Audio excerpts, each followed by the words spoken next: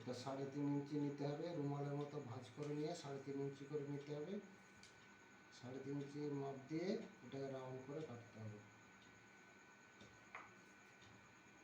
Round করে এটা কাটতে হবে, হালকা রাউন্ড দিয়ে কাটতে হবে।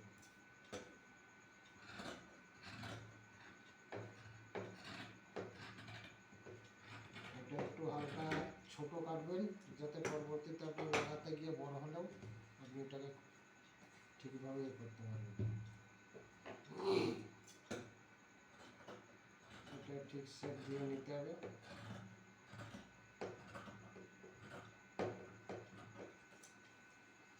যদি আপনার একটু ছোট থাকে, সেলাই দিয়ে গাউনের সঙ্গে মিলিয়ে দেখুন, এই দেখুন এটা মিলে যাবে, এইভাবে করলে মিলে যাবে।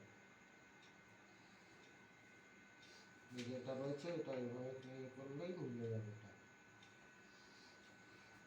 আমার কাটিং হয়ে গেছে, আমি এখন স্টিচিং করব। আবার একটু স্টপ করছি।